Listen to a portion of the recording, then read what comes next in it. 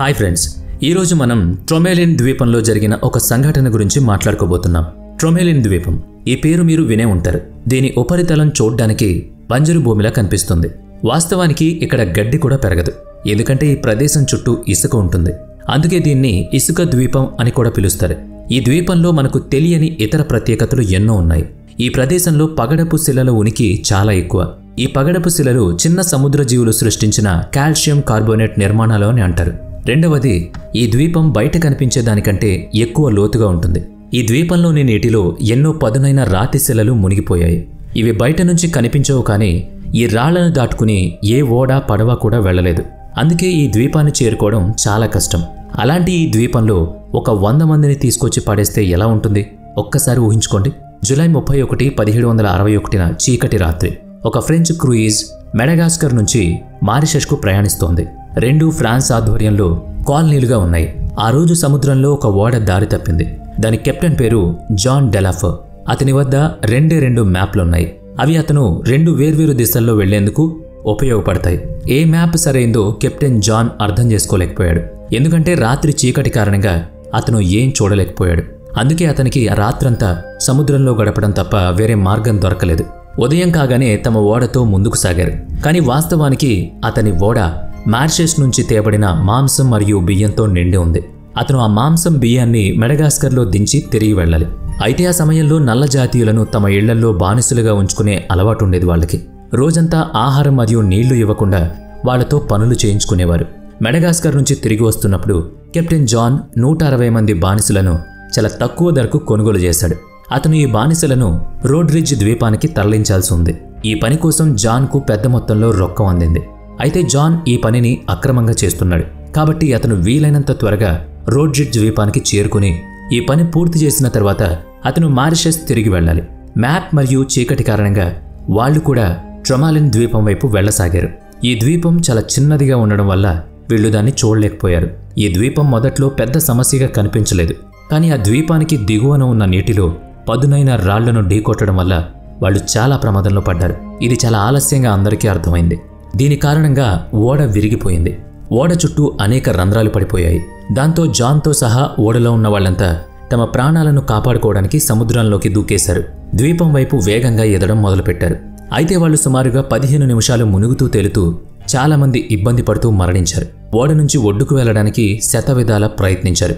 అయితే ఒడ్డుకు చేరిన కొంతమంది తమ కాళ్లు భూమిని తాకడంతో సంతోషపడ్డారు. కానీ ఉదయం కాగానే వాళ్ళు తినడానికి ఏం లేని భూమిని చూసి ఆశ్చర్యపోయారు.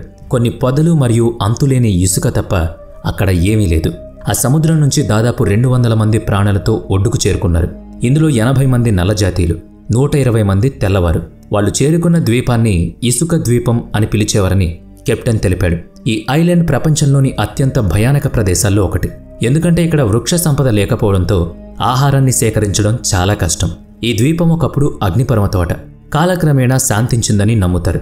ఆ ప్రవహించే లావా కారణంగా నీటి చుట్టూ మరియు లోపల కూడా పదునైన రాళ్లు ఏర్పడ్డాయి. ఈ ద్వీపం సముద్ర మట్టానికి కేవలం 7 మీటర్ల ఎత్తులోనే ఉంది. దీని కారణంగా ఎలాంటి రెస్క్యూ టీం అక్కడికొస్తుందనే ఆశ కూడా దాదాపుగా గల్లంతైంది. ఆ ద్వీపంలో వృక్ష సంపద ఉండదు, అంతేకాకుండా ఏ జంతువు కూడా దానిపై నివసించదు అని వాళ్లకు అర్థమైంది. అటువంటి పరిస్థితుల్లో సముద్రపు చేపలు మరియు తాబేళ్ల వేటపై మాత్రమే వాళ్ళు ఆధారపడాల్సి ఉంటుంది. నీటి కింద పదునైన రాళ్లు ఉండడం వల్ల నీటిలో వేటాడడం చాలా కష్టం. అతిపెద్ద సమస్య ఏంటి అంటే సముద్రపు నీరు తాగలేరు. అందువల్ల వర్షంపై మాత్రమే ఆధారపడాలి. ఈ పరిస్థితిని బట్టి కెప్టెన్ జాన్ తన మానసిక సమతుల్యతను కోల్పోయాడు.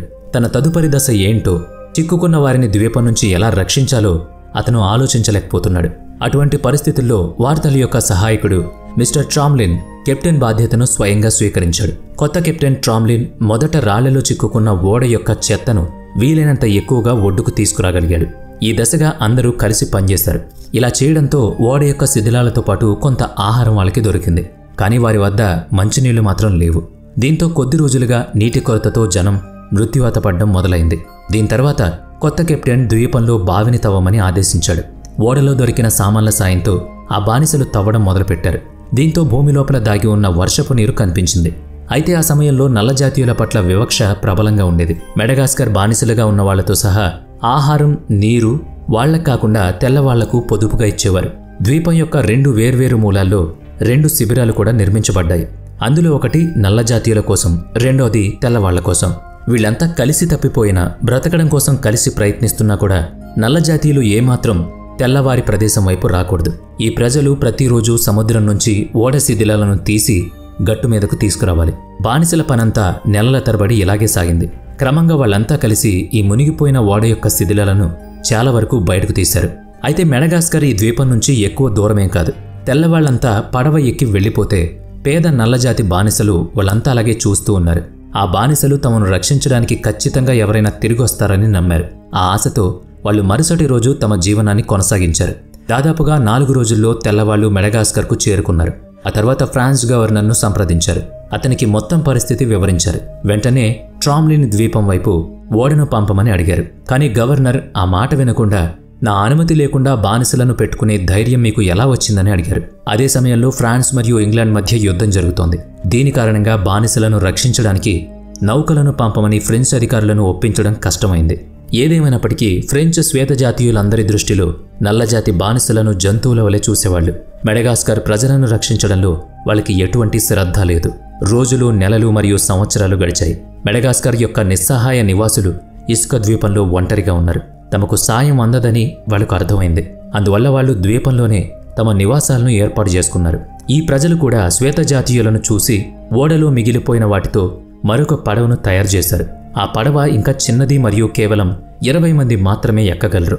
అందువల్ల 18 మంది మెడగాస్కర్ బానిసలు ఈ పడవలో ఎక్కి సహాయం కోసం సముద్రంలోకి వెళ్లారు.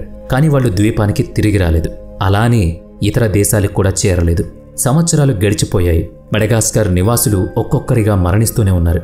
అయితే మంచి విషయం ఏంటి అంటే, ఈ ద్వీపంలో తమ ఓడను కోల్పోయిన కెప్టెన్ ఇప్పటికీ ఈ మెడగాస్కర్ నివాసులను రక్షించడానికి నిరంతరం ప్రయత్నం చేస్తూనే ఉన్నాడు.